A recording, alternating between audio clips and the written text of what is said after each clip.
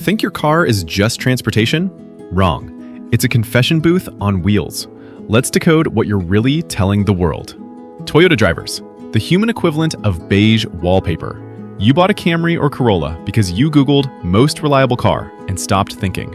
You've never had a spontaneous thought in your life. Your biggest flex? I only change the oil twice a year and it still runs. You're 200,000 miles into a relationship with a car that has zero personality. Your friends call you boring. Your car agrees. But here's the kicker.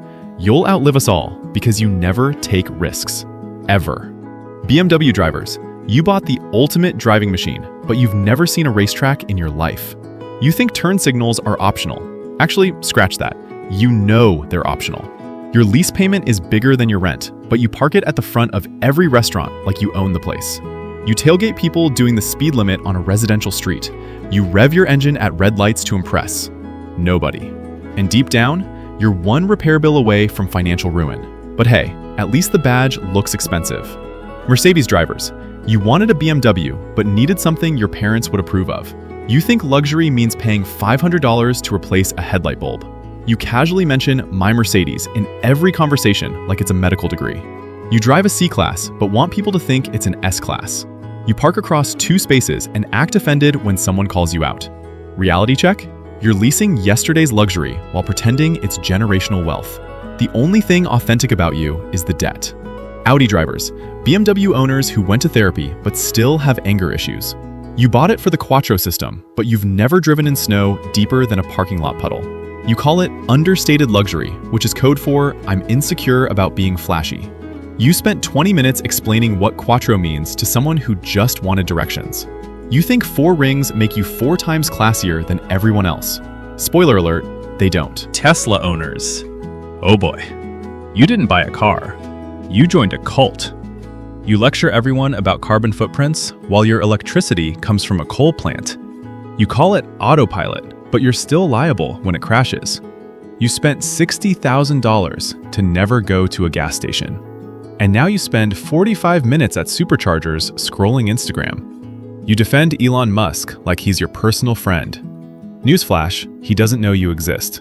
But sure, keep tweeting at him. Honda drivers, Toyota's younger sibling who thinks they're more fun. You bought a Civic and immediately joined 47 car forums.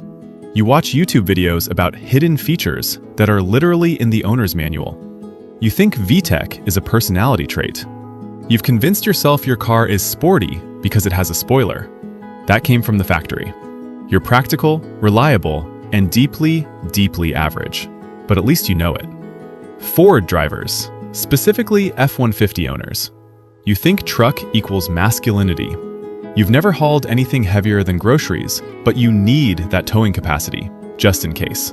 You roll coal on Priuses for fun and call it freedom. You have strong opinions about brands you've never owned. You'd rather push a Ford than drive a Chevy, until the transmission fails at 80,000 miles. You're either a contractor who actually needs it, or a suburban dad compensating for something. We all know which one you are. Chevy drivers, Ford's lifelong rival in the most pointless brand war ever. You bought a Silverado to spite your Ford-loving cousin. You think real trucks only come from Detroit, while yours was built in Mexico. You blast country music with the windows down and park diagonally at Walmart. You consider Monster Energy a food group. Your truck has more flags than a United Nations summit. And somehow, you're still making payments on a 2018 model. Range Rover drivers. You wanted everyone to know you have money. And terrible financial decisions. You bought the most unreliable luxury SUV on the market and called it Prestige. Your check engine light is permanently on. You've been to the dealership more than your own home. You take it off-road, to the valet parking at Whole Foods.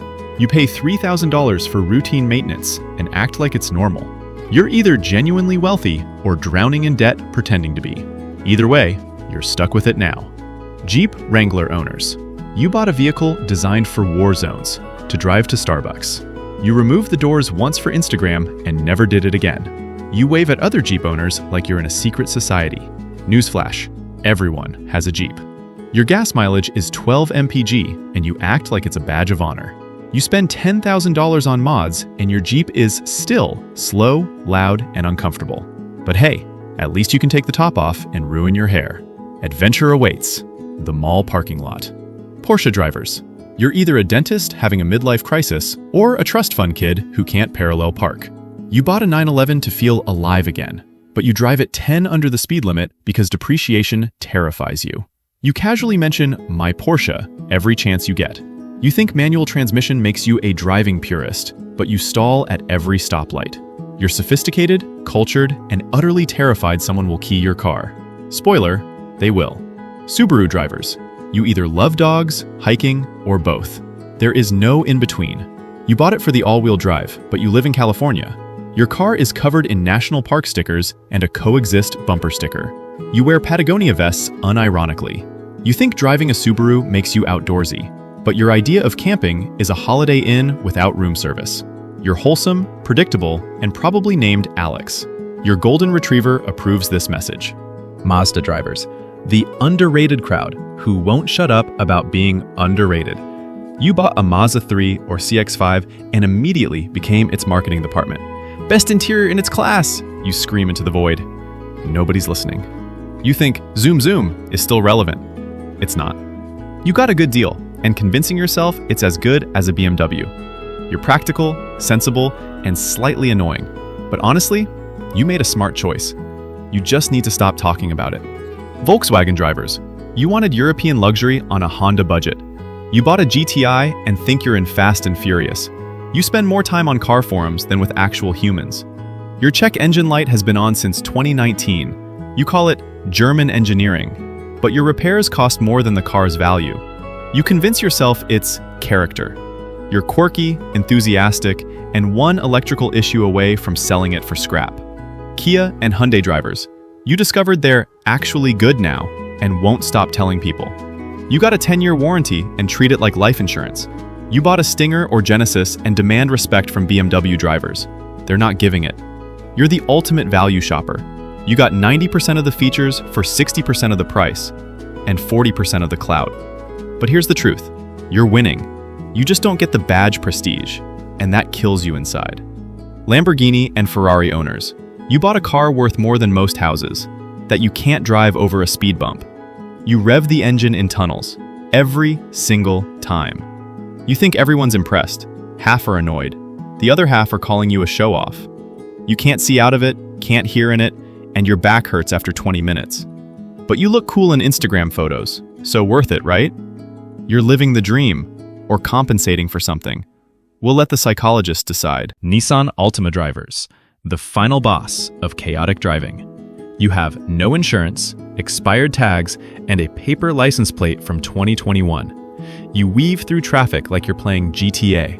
Your credit score is in the negatives, but somehow you finance this car at 23% APR. You think brake lights are suggestions. You're unpredictable, reckless, and somehow still on the road. Traffic laws fear you. At the end of the day, your car says a lot, but not as much as you're driving. So, what are you driving? Drop it in the comments and prepare to be roasted. Because your car, it's already snitching on you.